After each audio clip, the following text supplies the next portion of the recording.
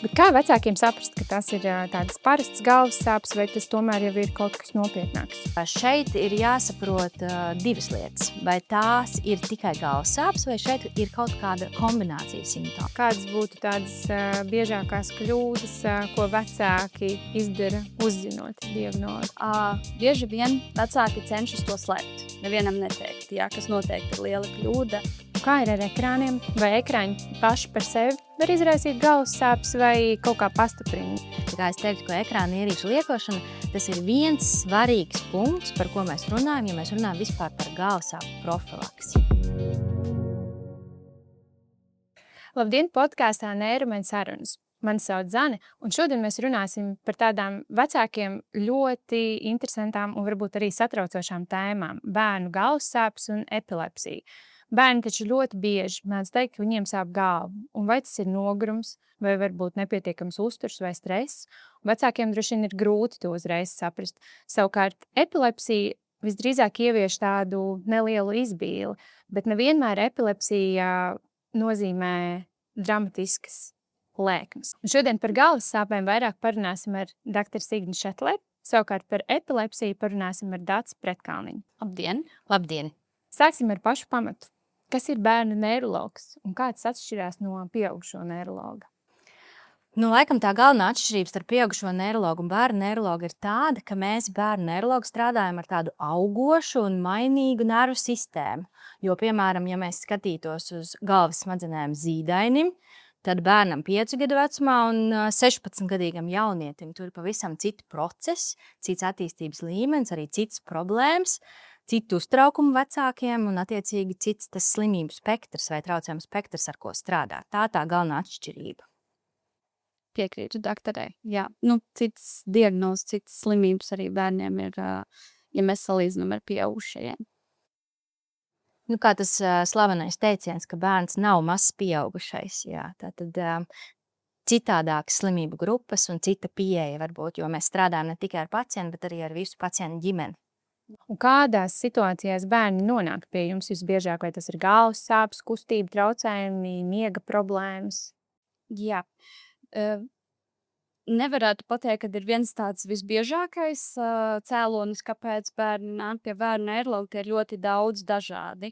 Tātad sākot no tādiem vienkāršiem jautājumiem, vai bērns attīstās normāli, vai viņš kustās normāli, vai valoda ir atbilstoša vecumam, līdz arī tādām jau smagākām problēmām kā epilepsija, galvas sāpes, kustību traucējumi, dažādi attīstības traucējumi, ja? Un tad nevarētu pateikt, ka ir viens tāds biežākais, ir ļoti daudz dažādu cēloņu. Kāpēc pie mums nāk? Jā, man liekas, viens ļoti populārs iemesls, kāpēc vecāki nāk, ir miega traucējumi, kas ir tāda bieža lieta, ar ko saskarās neirologs, arī pediatrs, arī ģimenes ārsts noteikti savās ikdienas praksēs. Tās pašas galvas sāpes, un tad kaut kāda biedējoša stāvokļa, pēkšņi samaņas zudumi vai apziņas traucējumi, kur tad nav skaidrs tas cēlonis, un tad neirologs ir viens no tiem ārstiem, pie kura pacients vēršās pēc atbildēm. Un runājot par galvas sāpēm, cik bieži bērnam mēdz būt tā vidēji galvas sāpes, un vai tas vienmēr nozīmē kaut ko nopietnu? Kopumā, diemžēl, jāatzīst, ka galvas sāpes ir biežas bērniem sastopama tāda sūdzība. Ja mēs skatāmies uz pētījumiem vai arī aptaujām, kaut vai šeit pat Latvijā, mēs redzam to, ka bērni, jaunieši sūdzības galvas sāpes atzīst vismaz vienu reizi nedēļā 25% no aptaujātajiem. Tāpat, ja mēs skatītos, piemēram, uz parastu skolu, uz klasi, kur ir vidēji 30 cilvēki, 1 līdz 2 bērniem būs kāda no galvasāpju saslimšanām, tātad salīdzinoši bieži. Bet atbildot uz jautājumu, vai tas vienmēr ir nopietni, nē, jo īstenībā dažādi var atbildēt šo jautājumu. Tātad jāsaprot, ka lielākā daļa no visām galvas sāpēm būs šīs primārās galvas sāpes. Mazākā daļa, kas būs aptuveni 10%, būs sekundāras galvas sāpes, kur tātad ir kāds cits iemesls, kāpēc galvas sāp. Un absolūti mazākā daļa, mazākā 1% būs galvas sāpes, kur kāds dzīvībai bīstams iemesls, kur vajadzīga šī rīcība nekavējoties, ārstēšana, izmeklēšana tūlītēji. Vai bērniem mēdz būt arī migrēnas, vai tas kaut kā atšķirās no pieaugušo migrēnām? Tas, laikam, ir tāds viens liels mīts, jo, kad vecāki nāk pie bērna neirologa, viņi nevar būt. Bērnam taču nav migrēnas, tā ir pieaugušo slimība. Diemžēl nē, bērniem mēdz būt migrēnas un pat salīdzinoši bieži. Protams, ir atšķirības. Arī pieaugušiem migrēna tas ir tāds ļoti bieži vien individuāla simptomu kombinācija. Tātad izpausmes var būt ļoti atšķirīgas, bet tas vienojošais elements šīm galvas sāpēm būs, ka tās ir vidēji stipras vai stipras galvas sāpes, kuras tātad ietekmē šo pacientu. Viņš nevar vairāk pildīt savas ikdienas funkcijas, kā arī šie pavadošie simptomi, kas varētu būt slikta duša vai vemšana, varbūt grūtības skatīties uz gaismu, fotofobija, traucēt trokšņi, fonofobija. Tad šīs sāpes ir salīdzinoši ilgas, un varbūt šeit ir tā atšķirība starp pieaugušiem bērniem, ka bērniem, ja mēs skatāmies uz migrēnas kritērijiem, tad galvassāpju ilgums nav tik liels, tas var būt pat stunda, 2 šīs stiprās, intensīvās galvassāpes.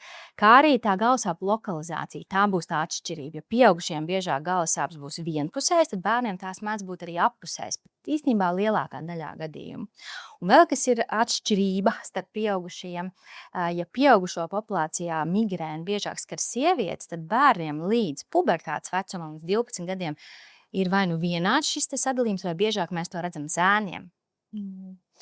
Un jūs minējāt tādas vidēji stipras galvas sāpes vai kaut kādu zonu, kur vairāk sāp bērnam tā galva. Vai, teiksim, bērns var precīzi raksturot, kādas viņam ir tās sajūtas, vai viņš pateiks, man ir pulsējošas sajūtas. Kā precīzi aprakstīt? Jā, tas bieži vien ir problemātiski, jo, kā mēs zinām, tātad bērnam nevienmēr ir viegli izteikties par savām sajūtām. It sevišķi tās ir tāds grūti raksturojams dažreiz pat pieaugušajiem. Tad tas, ko mēs vienmēr darām savās konsultācijās un rekomendējam vecākiem, paskatīties, ko tas bērns dara tajā brīdī, kad viņš sūdzās par galvas sāpēm. Piemēram, vai viņš ir spējīgs turpināt skatīties televizoru. Ja? Ekrāna ierīces diezgan plaši šobrīd tiek lietotas. Vai tātad tieši pretēji viņš meklē kādu tumšāku vietu, varbūt klusāku vietu, vai, piemēram, ģimenē aug vairāk bērni, ja viņam nav nekad problēmas ar šiem brāļiem, māsām atrasties vienā telpā, tad pēkšņi viņš meklē kādu klusāku vietiņu. Ja mēs runājam par migrēnu, migrēnai ir tātad variants, ka migrēna ir ar auru, kādiem citiem papildus simptomiem bez auras. Un aura visbiežāk viņa mēdz būt vizuāla, un bērniem šo te ir ļoti grūti paskaidrot. Un tad viens no veidiem, kā mēs par to runājam, ir lūdzam bērnam uzzīmēt, kā viņš jūt savas galvas sāpes. Un tad bieži vien šeit mēs varam ieraudzīt, kad parādās kaut kādi simptomi, kas ir tieši saistībā ar redzi.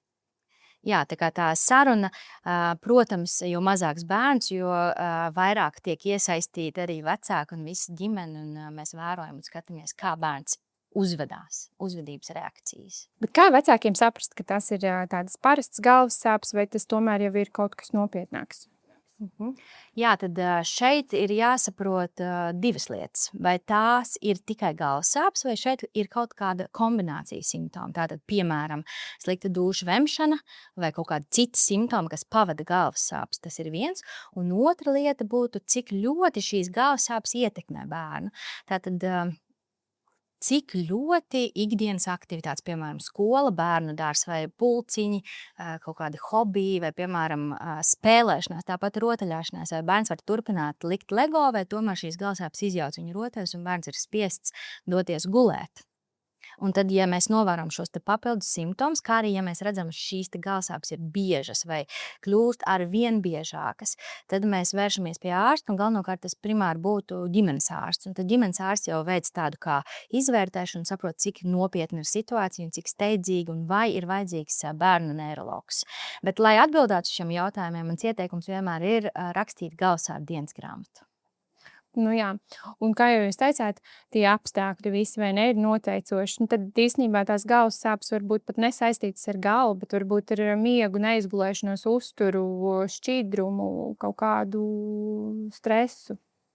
Jā, kā jau es minēju iepriekš, tātad lielākā daļa no galvas sāpēm ir šīs primārās galvas sāpes, kur nav kāds cits cēlonis, kāpēc galva sāp. Taču šīm galvas sāpēm bieži mēdz būt tie saucamie provocējušie faktori, tie jūs pieminētie miegs, šķidrumu uzņemšana un tā tālāk un joprojām. Un te ir jāsaprot, ka reti būs tāda situācija, kur būs viens šāds provocējošais faktors, un tad, piemēram, cilvēks aizgāja uz ballīti, aizgāja vēlāk gulēt un neizgulējās, un tagad ir tā galvasāpju epizode. Parasti tur ir šī faktoru kombinācija, tas kumulatīvais efekts. Tātad neizgulējās, bet papildus arī ēda vēl daudz saldumus, uzņēma tātad cukuru, mazāk dzēra šķidrumu, tātad kombinācija. Ja? Tas noteikti var ietekmēt šīs primārās galvasāpes biežumu, stiprumu. Un otra lieta jāsaprot, kas bērniem arī mēdz būt ļoti bieži, tā ir tāda lieta, ko mēs saucam par somatizāciju. Tātad psiholoģisko procesu dēļ, kas varētu būt, piemēram, kāds psihoemocionāls pārdzīvojums vai kāds konflikts vai trauksme, tādas lietas mēdz izpausties arī tādos tīri fiziskos, ķermeniskos simptomos, kā piemēram galvas sāpēs. Un tad jāsaprot, kad zinu, kad ir kāds konkrēts vecums bērniem, kur tad vecāki domā, vai tiešām viņam sāp galva, vai tā ir tāda izlikšanās. Tas būs tāds ķermeņa signāls par to, ka kaut kas tur notiek un ka mums būtu vajadzīga šī rīcība, problēmas risināšana, un risinot šo psiholoģisko pusi, mēs, protams, risināsim arī šos fiziskos simptomus. Un es tā klausoties aizdomājos, vai tā var būt, ka bērni ir saklausījuši citos pieaugušajos, vai varbūt mammā, kura bieži saka, ka viņai sāp galva, un tad uz katru kaut kādu situāciju viņš saka, ka man sāp galva. Protams, tā var būt arī uzvedības reakcija, ja, bet vēl kas ir jāsaprot, primāram galvasāpēm liela daļa no tām ir migrēna. Bet migrēnai mēs tiešām zinām, tas ir pierādīts, kad ir šī ģenētiskā saistība. Varbūtība, ja mammai vai kādam no vecākiem ir migrēna, ja, tad bērnam uzreiz tā varbūtība ļoti pieaug. Un sevišķi ir, teiksim, gan tētim, gan mammai migrēna, tur pat runājam par 70% varbūtību. Līdz ar to, grūti atbildāms jautājums. Un šeit atkal ļoti palīdz tā galvasāpju dienas grāmata, kur mēs iedziļināmies, kāds ir šīs galvasāpes, kādi ir pavadošie simptomi, vai tātad viņi atbilst šai migrēnai, vai drīzāk tā būs tā uzvedības reakcija. Un kā ir ar ekrāniem? Vai ekrāni paši par sevi var izraisīt galvassāpes vai kaut kā pastiprina jau esošas galvassāpes?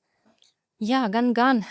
Ir tā, ka ekrāni mēs esam pierādījuši, ka tur ir saistība ar vairākām lietām, gan, piemēram, valodas attīstību un arī, diemžēl, galvas sāpēm. Un tā ietekme ir vairākos līmeņos. Pirmkārt un galvenokārt tā ir redze.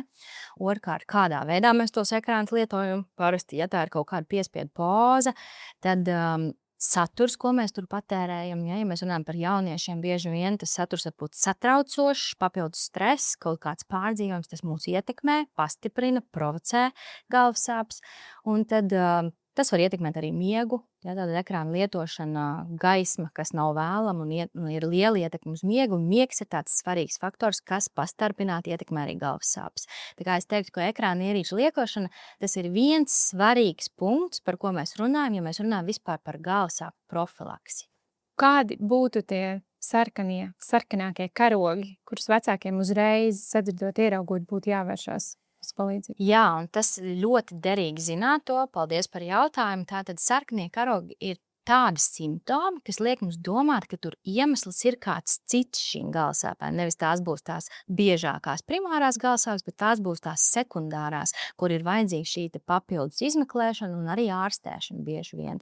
Un tad galvenie sarkanā karoga simptomi. Pirmkārt, tātad vai mums ir papildus galvasāpēm vēl kāda cita lieta. Un tos mēs saucam par sistēmiskiem simptomiem. Piemēram, drudzis, temperatūra, stīva spranda. Ja, svara zudums, vai pacientam nav anamnēzē arī kāda cita hroniska saslimšana, kaut kāds imūndeficīts vai audzēju risks palielināts un tādā garā. Ja?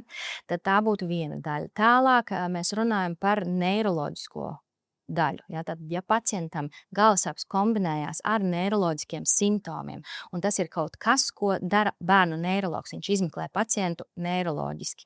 Un ja mēs redzam, ka pacientam tātad ir vājums, vai jušanas traucējumi, vai koordinācijas grūtības, vai kaut kādi redzes traucējumi, tad tādā gadījumā ir nepieciešama papildus izmeklēšana. Svarīgi ir saprast, kāds ir pacienta vecums. Jo jaunāks ir pacients, jo mēs esam piesardzīgāki. Tātad vecums zem 5 gadiem būs būs šis sarkanais karoks. Kāds ir galvasāpju sākums? Vai tas ir pēkšņs, ļoti stipras galvasāpes, vai tās ir progresējošas galvasāpes, vai galvasāpes mainījās. Viņas tātad kļuva citādākas nekā bija iepriekš. Jā, tie būtu tie galvenie simptomi. Un tad vēl mēs skatāmies atsevišķi tādas nianses, kā piemēram acu ārsta apskatē vai neirologa apskatē. Mēs varam konstatēt, teiksim, redzes nerva diska tūsku. Jā, tātad tādas papildus lietas, kuras mēs varam konstatēt brīdī, kad pacients vēršās pie ārsta pēc palīdzības, tur veicam šo te izmeklēšanu, šo sarkano karogu simptomus identificējam. Un, par izmeklējumiem runājot, vai bērniem ar galvasāpju sūdzībām arī taisa magnētisko rezonanci, vai vienmēr, vai tas ir kaut kādos atsevišķos gadījumos? Jā, tātad papildus izmeklēšana vienmēr būs vajadzīga tad, ja mums ir šie te sarkanie karoga simptomi. Tā noteikti būs saruna ar ārstu, un ļoti, ļoti noderīgi šeit būs tā galvasāpju dienas grāmata, kur tad mēs varam viegli identificēt šos sarkanos karogus. Un tad šie papildus izmeklējumi visbiežāk tā ir magnētiskā rezonance, bet arī ļoti svarīgi ir saprast, ka magnētiskā rezonance nav kaut kāds viens izmeklējums, tam var būt dažādas nianses, kuras mēs atšķirīgos brīžos vēlamies papildus izvērtēt. Tāpēc magnētisko rezonanci vajadzētu veikt saskaņojot ar šo te bērnu neirologu, kur bērnu neirologs tad var precīzi norādīt, kas tieši ir izmeklējums ar šo izmeklējumu. Skaidrs. Un gribētu piebilst par magnētiskās rezonanses izmeklējumu. Ir tāda atšķirība, kad ja pieaugušajam nozīmē izmeklējumu un ja viņam nav kaut kāds bailes no šādām telpām, tad principā ar to izmeklējumu ir vienkārši. Ja? Bet bērnu gadījumā tas ir citādāk, jo iedomājamies, ka 4-gadīgs vai 5-gadīgs bērns viņš nevarēs nekustīgi nogulēt 30 minūtes, kas ir tas izmeklējuma laiks parasti, ja visbiežāk, cik mums ir nepieciešams precīzi izvērtēt smadzeņu struktūras. Ja? Līdz ar to kādreiz bērniem tas ir jātaisa miegā, jeb anestēzijā, ja sevišķi tie ir mazi bērni. Tā ir tāda liela atšķirība, es teiktu, no pieaugušo un bērnu populācijas. Un vēl bieži tāds mīts vai nesaprašanās ir par to, ka magnētiskā rezonance tas jau nav tāds vienkārši izmeklējums, kā piemēram rentgens. Magnētiskās rezonances izmeklējums galvai aizņem diezgan ilgu laiku, tās varbūt 30-40 minūtes, un tā ir tā slēgtā telpa. Un tas ir noteikti tāds pārdzīvojums tam bērnam. Ja? Par pusauģiem varbūt vieglāk, bet ja mēs runājam par pirmsskolas vecumu vai tādu pirmklasnieku, teiksim, atrasties tādā telpā, un tur ir liels troksnis, ja? Tātad tas notiek parasti kādā medicīnas iestādē, ja tur daudz ārsti redzam, tas ir tāds nopietns piedzīvojums, ko viņš diezgan ilgi vēl atcerēsies. Jā. Tāpēc mēs noteikti pārliecinamies, vai tas tiešām ir vajadzīgs, un ja tas ir vajadzīgs, tad mēs precīzi izvirzām šo te mērķi, ar kādu mēs to magnētisko rezonanci veicam. Nu jā, un ja tas ir miegā, tad vismaz vai ne viņam tā kaut kā tas process ir atvieglots. Jā, bet tas, protams, arī paredz sagatavošanos. Tā būs tā anesteziologa konsultācija, tās būs asins analīzes, kas jāveic. Nu jā, nopietns process. Un par precēpju zālēm, vispār par to, vai tas palīdz, vai tas tieši pretēji var atkal veicināt tās galvas sāpes. Kā bērniem ar to? Nu jā, tad šeit mēs atkal atgriežamies pie tā, ka mums jāsaprot, kas tad īsti notiek, kas tās ir par galvasāpēm, ko tad mēs ārstējam. Un tad atkarībā no tā, tad mēs izvirzām, tā teikt, mērķus, pielāgojam stratēģiju un taktiku. Ja? Un tad galvenokārt tas, kas palīdz bērniem, nebūs tie medikamenti, bet tās nemedikamentozās metodas. Bet ja mēs runājam par medicīnu, ja, par zālēm tieši, tad te ir arī tāds vairāk nespecifiskāks, tie varbūt arī uzturbagātinātāji un vitamīni, ja, bet tās varbūt arī pretsāpju zāles, kas ir ļoti svarīgi lietot pareizās devās, nepārsniegt to norādīto lietošanas biežumu, jo šeit atkal ir riski, ja mēs tās lietojam par daudz, tad tas var kaitēt, ja tātad būtu blakus parādības vai tāda lieta kā medikamentu atkarīgas galvas sāpes, ja tātad noteikti būtu medikamentu lietošanā ārstu uzraudzībā, vienlaikus arī rakstot šo galvas sāpju dienas grāmatu. Un tad, ja mēs runājam par migrēnu, ja, kas ir primārās galvas sāpes, tur šī medikamentozā stratēģija, viņi iedalās daļās, ja tātad ir šī akūtā ārstēšana, kur pie katras migrēnas epizodes mēs lietojam pretsāpju terapiju. tā var būt ar specifiskākiem medikamentiem vai tādiem vienkāršiem precāpu medikamentiem. Un ir šī profilaktiskā sadaļa, kur mēs lietojam kādu medikamentu katru dienu, kas nav precāpu medikaments, ja? Bet tātad ar mērķi samazināt šo lēkmju stiprumu un biežumu. Ja? Tas viss tātad diezgan tāds sarežģīts, komplekss process, bet gribētos atzīmēt, ka bērniem visvairāk un vislabāk šo te efektu dod tieši tā nemedikamentozā daļa. Ja? Tā ir ļoti būtiska, tāda visi galvasā profilakses jautājumi un pārējās lietas, ko mēs darām. Jā, es tieši vēlējos par galvasāpju profilaksi prasīt, vai, piemēram, miega higiēna vai sports, uzturs, ūdens lietošana, tas noteikti. Tas ir ārkārtīgi svarīgi, un tā ir ļoti liela konsultācijas daļa. Mēs par to runājam katrā vizītē, un principā tās ir tādas bāzes lietas, kas būtu jādara katram cilvēkam, un vienkārši to pateikt, bet diezgan sarežģīti mūsdienās to īstenot. Ja? Tātad te ir runa par tādu sabalansētu dzīvesveidu, ja? Tātad gulēšanu labu, ēšanu labu un arī sportošanu aktivitāti, kā, protams, arī tādu stresa menedžēšanu, ekrāna laika ierobežot lietošanu. Šīs lietas, visas šī kombinācija, ja mēs to ievērojam tiešām tā labi un regulāri, var darīt brīnums. Jā, nu tā tad jāvēro savs bērns, vai ne? Jāuztur šī profilakse. Un, ja nu nepieciešamība, tad jāvēršās pie speciālista. Par galvas sāpēm bērns tātad šos simptomus tā kā kaut kā var paskaidrot, saprast labāk, un arī varbūt vecākiem ir vieglāk saprast, bet ar epilepsiju noteikti ir sarežģītāk. Un vai epilepsijas lēkme vienmēr nozīmē krišana vai krampi vai putis no mutes, kurā brīdī vecākiem vajadzētu tā kā saprast, ka šis jau ir slikti? Jā, ar epilepsiju noteikti ir daudz sarežģītāk, kādas ir ar galvas sāpēm, jo pirmkārt epilepsijas lēkmes nav tikai tās, ko mēs tā kā sabiedrībā kā tāds biedēklis vai kā tāds dramatisks notikums tiek pozicionēts vienmēr, kad cilvēks krīt, viņš viss raustās, viņam ir putas no mutes, ja, un tad tas visi asociē parasti epilepsiju ar šo, bet īstenībā epilepsijas lēkmes ir ļoti daudz un dažādas, ja, tās var būt arī sajūtas tikai, ko bērns varbūt no sākuma var arī neatpazīt, jā, piemēram, kaut kāda tirpšanas sajūta vai reiboņa sajūta. Tad lēkmes var būt vienkārša raustīšanās, piemēram, tikai seja raustās, varbūt tikai miegā raustās seja, jā, vai ir čāpstināšanas kustības. Tad lēkmes var būt sastīgšana, ka bērns apstājās savā darbībā un nevar tālāk veikt to. Un vecākiem kādreiz var šķist, ka tā ir tāda, aizdomāšanās. Bet īstenībā tās jau ir epilepsijas lēkmes. Jā, un tad arī tāda acu sastingšana var jau to nozīmēt. Varbūt arī acu sastingšana, varbūt arī acu skata aizgriešanās uz augšu vai uz sāniem vai uz leju, varbūt arī acu mirkšķināšana. Pārlieku liela, jā. Nu, patiesībā ļoti grūti tad ir atšķirt, ja, tādu bērna aizsapņošanos, kā jūs teicāt, ja, no tiešām tādas īstas lēkmes. Jā, tas reizēm ir ļoti sarežģīti, un tad mums tālāk nāk izmeklējumi. Jā, lai saprastu precīzāk, arī saruna ar vecākiem, lai viņi precīzi sīki izstāsta šo epizodi, un kādreiz ļoti palīdzoši ir mājas video.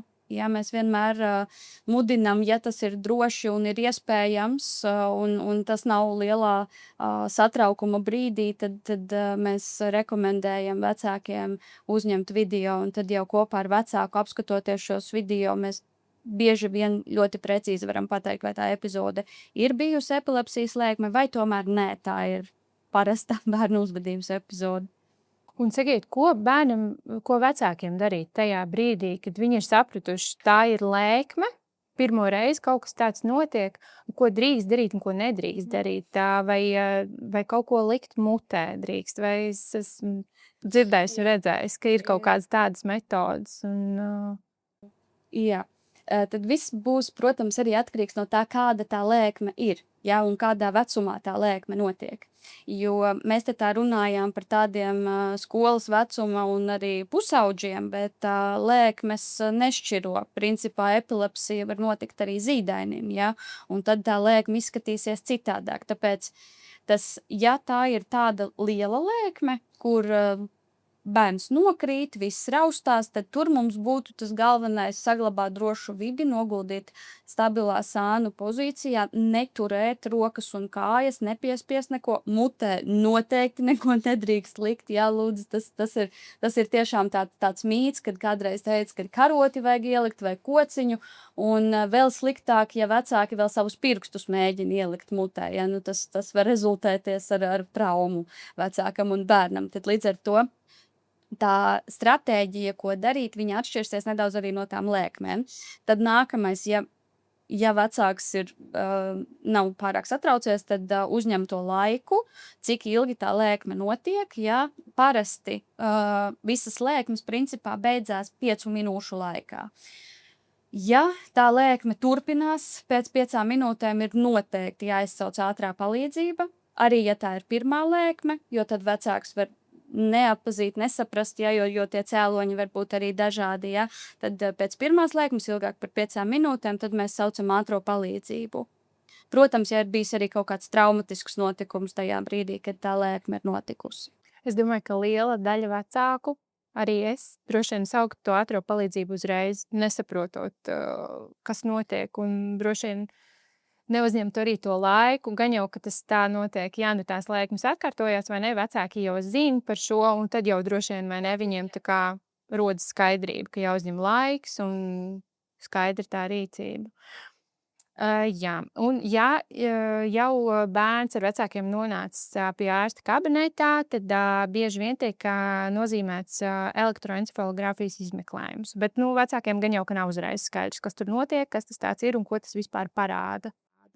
Jā, tad elektroencefalogrāfija būtībā ir izmeklējums, kur mēs pievienojam elektrodus un ierakstām smadzeņu darbību. Tātad tur nav elektrība, kā citi domā kādreiz, kad tur būs elektrība, bet nē, tā elektrība ir tieši otrādāk, tieši mēs pierakstam to elektrību, kas ir cilvēkam smadzenēs, jo kā es arī vecākiem reizēm stāstu, tad epilepsija ir tīklu slimība, ja, tad tā ir sazināšanās starp šūnām, ja, un kādā brīdī kaut kas ir nogājis greizi, ir bijis kaut kāds izsavienojums, piemēram, ja, un tad šī te aktivitāte ir nepareiza, un tāpēc mēs redzam šīs lēkmes. Un tad elektroencefalogrāfijā mēs varam pierakstīt šo smadzeņu darbību un saprast, vai patiešām mēs redzam šo te nepareizo aktivitāti, nepareizo smadzeņu darbību, vai tomēr nē, vai tomēr viss ir kārtībā, un mēs redzam, ka smadzenēm ir normāls vecumam atbilstošs ritms. Ja.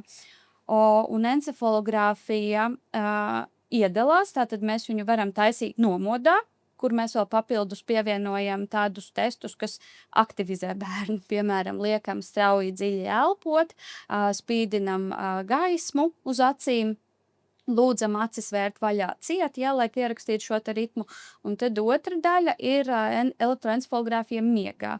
Kāpēc miegā? Jo miegā mēs noņemam šo te nomoda aktivitāti, kas reizēm traucē redzēt tos viļņus, kurus mēs gribam ieraudzīt. Un tad miegā to ir vieglāk ieraudzīt, jo miegā ritms ir citādāks smadzenēm. Un miegā tad arī ir iespēja, mēs varam bērnam dabīgā miegā taisīt, piemēram, viņš atnāk sagatavojies, viņš tad ir 2 stundas vēlāk gājis gulēt, 2 stundas ātrāk cēlies, viņam neļauj gulēt pa ceļam uz izmeklējumu, un tad izmeklējuma laikā viņš iemieg dabīgā miegā diendusā, piemēram. Ja? Un tad otrs variants, ja bērnam ir grūti iemigt, tad mums papildus ir medikamenti, kas palīdz šo te miegu nodrošināt. Tie nav nekādi baismīgi anestēzijas medikamenti, ja, bet viens no tiem ir, piemēram, melatonīns, ja, kas ir dabīgs arī miega hormons, ja, un tas sīrupa veidā, ja, visbiežāk tiek iedots, lai bērnam arī ir vieglāk. Jā, un tad izmeklējums nav sāpīgs. Izmeklējums noteikti nav sāpīgs. Vienīgais izaicinājums kādreiz šajos izmeklējumos ir tas, ka skaidrs, ka ar tādu pusaugu bērnu mēs droši vien varētu sarunāt. Mēs tev uzliksim cepurīti, tur būs gēls, mēs tev pievienosim vadiņus, būs jādara tas un tas. Bet kādreiz ar mazākiem bērniem tā sarunāšana ir grūta, ja, jo viņš nevar saprast, kāpēc viņam kaut kāds dakteris liek virsū cepuri un vēlas viņam piefiksēt viņu vēl, ja, lai mums tas izmeklējums būtu kvalitatīvs. Ja. Tāpēc tas varētu būt tāds izaicinājums. Bet visur, kur mums tiek veikta šīs telefrensfogrāfijas, ir ļoti apmācīti speciālisti, gan māsiņas, gan ārsti. Ja, tā kā nevajadzētu ar to būt īstenībā problēmām. Bet reizēm izmeklējums var arī neizdoties. Ja bērns neaizmieg vai viņš ļoti pretojās, mēs viņu neturēsim, lai par katru cenu veiktu to izmeklējumu. Bet tad pirms izmeklējuma tiek paskaidrots, ja, kā jau jūs teicāt, par to procesu. Viņš varbūt dienas mazāk pagulējis, agrāk piecēlies. Tā kā tas ir svarīgi, ja, lai tas izmeklējums. Jā, lai izmeklējums izdotos, mēs vienmēr paskaidrojam gan vecākiem, gan arī tad, kad viņi pierakstās uz izmeklējumu, visbiežāk viņi tiek brīdināti, ja, par visām tām lietām, ka matiem jābūt tīriem. Bērns, ja mums ir paredzēta šī encefalogramma miegā, tad ievērot to režīmu, iet vēlāk gulēt, agrāk celties, ja, lai būtu tā vēlme iemigt tajā izmeklējumā. Ja, tas mums ļoti palīdz. Signi, vai ar gaussāpju sūdzībām bērniem arī veic šādu izmeklējumu? Nē, pārsvarā nē. Tad, ja ir kaut kāda kombinācija ar sūdzībām, ko doktori jau pieminēja, tad jā, bet tikai ar gaussāpēm noteikti tas nebūs iemesls, lai veiktu elektroencefalogrammu. Un, ja bērnam diagnosticē epilepsiju, tad kāda ir viņa dzīve turpmāk? Vai kaut kas radikāli mainās? Vai viss ir principā tāpat, ja to kontrolē? Principā es teiktu tā, kā es arī stāstu parasti vecākiem, tad nē, dzīve nav radikāli mainījusies, nav notikusi traģēdija. Jā, mums ir diagnoze, mums ir epilepsija, būs jādzer zāles kādu laiku, tas var būt ļoti atšķirīgi, tie var būt 3 gadi, 5 gadi, tas var būt ilgāk, jā. Būs jāievēro, protams, arī tieši tāpat, kā dr. Šetlere minēja, režīms, tātad miega higiēna ir ļoti svarīga, uzturs ir ļoti svarīgi, tādi vispārēji labas veselības principi. Un, ja mēs runājam par sportu un fiziskām aktivitātēm, bieži vien bērniem ir pulciņi, futbols, dažādi citi sporta veidi, tad tur mēs arī rekomendējam turpināt to sportu. Vienīgais, kas būtu svarīgi, būtu jāpabrīdina treneris, lai viņš būtu informēts par to. Tieši tāpat arī peldēšana. Mēs neaizliedzam bērniem turpināt apkārt peldbaseina nodarbības, mēs to atļaujam, tikai mēs atkal tātad pabrīdinam, vai tur ir kāds pieaugušais, kas viņu uzrauga, vai tas ir treneris, kurš zina par šādu situāciju, un tad mēs rekomendējam vilkt arī spilgtu cepurīti, spilgtu peldkostīmu, lai viņš būtu vieglāk pamanāms, ja. Tieši tāpat arī skolā, tur būtu jābūt kādai personai, vai tas ir klases audzinātājs, vai tā ir medmāsa, ja, vai tas ir kāds cits skolotājs, kas ir informēts par to, ka bērnam šāda problēma ir. Jo svarīgi, ka tajā situācijā tad treneris, skolotājs vai jebkurš cits neapjūk un zina, ko darīt tālāk. Jā, zina to rīcības plānu, kas būtu jādara, lai nerastos dažādas nepareizas rīcības tajā situācijā, kad tā lēkme ir notikusi. Jā, tad arī principā jārunā droši vien par tādu stigmatizāciju, jā? Kaut kā pareizi jāatrod tā pieeja arī skolotājiem, ja tas ir audzinātājs vai ne, un ir labi jāzina par šādām situācijām. Jā, tā noteikti ir tāda problēma, kad cilvēki asociē to epilepsiju ar tām dramatiskajām lēkmēm, bet tā bieži vien nav. Tās lēkmes var būt mazas, nepamanāmas, ja kā jau mēs runājām sākumā, ka tā var būt aizdomāšanās vai ārliet liela mirkšķināšana, vai arī tas nenotiek vispār dienas laikā, tas notiek miegā, ja, jo šie epilepsijas veidi ir ļoti dažādi un bērnu vecumā tie var būt arī tādi, kas ir pārējoši. Ja? Tā kā principā tas ir grūti kādreiz izskaidrot, ka tā diagnoze nav nekas briesmīgs, bet tā ir vienkārši līdzīgi kā galvas sāpes. Ja mēs dzeram zāles, mēs ar to turpinam dzīvot, un tas nav nekas briesmīgs vai biedējošs. Par medikamentiem jūs teicāt, ka kaut kādus 3-5 gadus būtu jālieto zāles. Kā tas notiek? Vai tas ir izārstējums vai vienkārši? Tas ir dažādi. Jā, ir tātad, kā jau es minēju, ir sindromi, kuri sākas, piemēram, zīdaiņa, bērna, pusauģa vecumā, un mums ir kāds laiks jādzīvo lietojot medikamentus, tie pret epilepsijas medikamenti, kur arī šis te klāsts ir milzīgs, un tad kopā strādājot, mēs izvēlamies to īsto terapijas kombināciju. Kādreiz tas ir viens medikaments, kādreiz tie var būt vairāki, kādreiz tā vēl var būt diēta. Un tad, tad tā terapija var atšķirties. Tātad, piemēram, mēs lietojam kādreiz vecāki grib ātrāk, nav lēkmi, mēs esam veikuši kontrolas izmeklējumus, un tie ir labi. Un tad vecāki paši ierosina, vai mēs varētu mēģināt terapiju mazināt vai atcelt. Ja? Un tad atkarībā no tā, cik ilgs tas laiks ir pagājis, tā droši parasti tie ir tie 3 gadi. Ātrāk kādreiz mēs riskējam ar to, ka tomēr tās lēkmes atgriezīsies.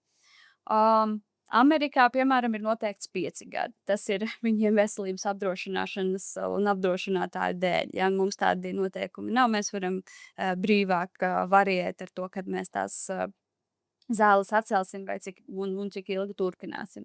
Diemžēl ir jāsaka, ka ir arī tādi gadījumi, kad tā terapija būs jālieto visu mūžu. Ja, tas ir arī atkarīgs no tā epilepsijas veida, jo arī cēloņa epilepsijai var būt. Tas var būt, kā jau es minēju, sindroms, kas ir sācies, piemēram, bērna vecumā, bet tas var būt arī kaut kāds pamats galvas smadzenēs, kaut kāds bojājums vai kaut kāds iedzimts defekts, kura dēļ tad tās lēkmes ir radušās. Un to mēs nevienmēr uzreiz varam saprast, bet tas ar laiku tieši vien vērojot, skatoties tās lēkmes, skatoties, kā mums iet ar ārstēšanu, tad mēs arī nonākam līdz tam cēlonim pareizajam.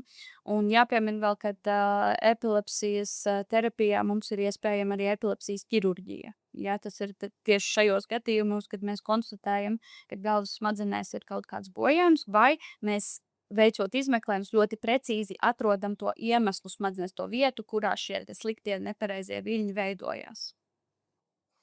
Un kādas būtu jau tad, kad ir diagnoze noteikta, kādas būtu tādas biežākās kļūdas, ko vecāki izdara uzzinot diagnozi? Kāda jums pieredze? Jā, ir bijuši dažādi gadījumi. Bieži vien vecāki cenšas to slēpt, nevienam neteikt, ja, kas noteikti ir liela kļūda. Labāk ir informēt, un tad visi jūtās droši, gan vecāki, gan bērns, gan arī apkārtējie, kas ar bērnu kopā atrodas tajā brīdī. Tad vēl viena kļūda būtu tāda, ka zāles netiek lietotas pareizajos laikos, ja, jo mums ārstējot epilepsiju ir ļoti svarīgi, kad tiek ievēroti tie laiki, jo mums ir svarīga tā medikamenta koncentrācija iekšā organismā. Ja, ja mēs nobīdamies no šī te grafika režīma, aizmirstam iedzert vai vēl kaut kas gadās, vai bērns pats ir aizmirsis vai neatcerās iedzert, ja, tad tas izmaina šo te koncentrāciju asinīs, un tad mēs riskējam ar lēkmi. Tā kā būtu ļoti svarīgi tos laikus atcerēties, būtu svarīgi brīdināt, nebaidīties no tās diagnozes, pārlieku arī bērnu neierobežot, jo, protams, kā jau mēs runājam par galvasāpēm, par ekrāniem, ja, tad ekrāni var būt arī provocējošs faktors lēkmei, ņemot vērā to, ka tur ir satraucošs saturs, vai mēs pārāk ilgi esam viņu skatījušies, ja to ekrānu, un acis jau ir nogurušas, un iespējams arī pirms miega ilgi skatījušies, kas ietekmē gan miega kvalitāti, gan arī vispār mūsu tādu kopēju nogurumu. Bet nevajadzētu aizliegt šos te ekrānus pilnībā. Ja nav jānorobežo bērni no ekrāniem, tā kā viņš var skatīties to atbilstošo daudzumu savam vecumam, un nevajag viņam atņemt datoru vai telefonu tikai tāpēc, ka ir šāda diagnoze. Kā arī, ja mēs runājam par to, kad iespējams ir dzirdēts, kad ir tādi epilepsijas veidi, kurus provocē gaisma. Bet šīs te gaismas, jeb fotosensitīvās epilepsijas ir retas. Tās ir tiešām retas, tas lielākajā daļā gadījumu nebūs tā, ka gaisma provocē šīs te lēkmes. Un tev droši vien arī ar galvas sāpēm un migrēnu, ja? Ja vecāki, tad, kad vecāki uzzina, tad viņiem varbūt kaut kādas galējības jau rodās un pilnībā. Ja es pilnīgi piekrītu, man liekas, ka tajā brīdī, kad mēs šo diagnozi uzstādām, tad tas ir tāds trauksmains brīdis, jo vecāki no sākuma viņiem ir ļoti daudz jautājumu, un mūsu darbs, ārstu darbs, ir šos pacientus un viņu ģimenes izglītot, stāstīt. Un tikpat daudz tā ir arī pacienta un pacienta ģimenes atbildība pašiem šo informāciju uzņemt. Un tikai tad, kad mēs visi saprotam, kas notiek, un kā jau doktori minēja, epilepsija nav kaut kas tāds viengabalains. Ja? Tātad ir dažādi epilepsijas veidi, attiecīgi ir dažādas šīs prognozes. Un tāpēc arī tā pieeja ir ļoti individuāla, līdzīgi kā galvas sāpēm. Un tajā brīdī, kad mēs tātad izglītojam, mēs saprotam, kas notiek, tad mēs veidojam šo sadarbību. Un tad, kad šī sadarbība ir izveidota, tad arī tas rezultāts ir redzams. Tātad tas brīdis, kad šī diagnoze tiek uzstādīta, ir ļoti grūts, trauksmains, bet tad kopā mēs izglītojamies, uzstādām mērķus, izdomājam plānu un tad virzamies solīt pa solītim līdz tam rezultātam. Un mūsdienās man šķiet, ka galvasāpes ļoti biežas, epilepsija noteikti nav tik bieža, bet tāpat šie pacienti mums visur apkārt ir un viņi dzīvo kvalitatīvu dzīvi. Un jā, mums ir tā stigmatizācija joprojām, bet mums arī ir attīstījusies medicīna. Mēs šobrīd epilepsiju, manuprāt, ļoti labi varam lielā daļā kontrolēt. Un, lai to mēs varētu darīt, šī sadarbība, šī uzticēšanās vienam otram ir ļoti svarīga. Un jums droši vien kā bērnu neirologiem ir īstenībā galvenais darbs ar vecākiem, vai ne? Jā, protams, tas ir ļoti svarīgi. Jā, un tāpēc, kā jau es minēju, tās ir tās atšķirības. Jā, tad ne tikai ar pacientu, bet ar visu pacientu ģimeni, un arī ar omīti un vectētiņu. Jā, jautājumi ir no visiem ģimenes locekļiem. Jā, bet tas ir jauki, jo tāpēc, ka tam pacientam arī tad ir tās atbalsts lielāks. Un, ļoti svarīgi ir mūsu medikamenti, bet tikpat svarīgi arī tā vidi, kurā pacients atrodas. Un tad, ja pacients un pacienta ģimene saprot, viņi ir izglītoti par šo lietu, tad arī tie rezultāti ir, tas trauksmes līmenis ir zemāks un rezultāts ir labāks. Un noslēdzot šo sarunu, varbūt jums katrai lūkšu kādas tādas 3 lietas galvenās, ko vēstīt vecākiem par galvas sāpēm un par epilepsiju. Signi.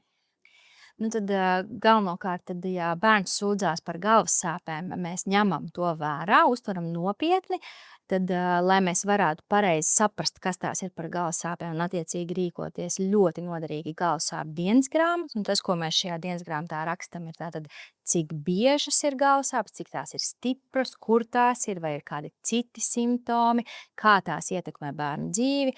Jo vairāk informācijas, jo labāk. Tad vērsties pie speciālista, un tad tālāk jau uzdevums ir man saprast, kas tur notiek, kas šīs ir par galvas sāpēm, šo diagnozi uzstādīt un tad skaidrot, izglītot un veidot šo sadarbību. Tas tāds apkopojušs īsumā rezumējums par šodienu. Jā, tad īsumā tas galvenais, ko es gribētu uzsvērt, ir tas, ka no šīs diagnozes nav jābaidās, no epilepsijas mums nav jābaidās. Ja ar bērnu notiek kaut kāda šī satraucošā situācija, tad noteikti ir jāvēršās pie ārsta, ja? Jo kopā mēs tikai varam saprast, vai tā epizode ir bijusi lēkņa, vai tā tomēr ir kaut kāda cita iemesla dēļ notikusi. Noteikti saglabāt mieru un nodrošināt to drošo vidi. Ja tā lēkņa notiek, kā mēs runājām, ja, tad noguldam sānu, neko neliekam mutē, ja iespējams fiksējam laiku. Un saucam ātro palīdzību, ja tas turpinās ilgi vai ja tas ir pirmais notikums dzīvē. Un tad, ko es gribētu uzsvērt, tad, kad mēs esam nonākuši līdz tai diagnozei, veikuši visus izmeklējumus, ja, un mums ir izveidojusies tā sadarbība ar vecākiem, tad jāatcerās, ka mēs varam turpināt dzīvot pilnīgi normālu bērna dzīvi, tieši tāpat kā līdz šim. Tikai ar mazām niansēm, ja, par zālēm, pārbaudēm un vizītēm pie ārsta. Mēs vienmēr cenšamies to vidi izveidot tādu, ka bērns jūtas drošs, saprasts un ka mēs arī viņam izskaidrojam visu to, kas ar viņu notiek.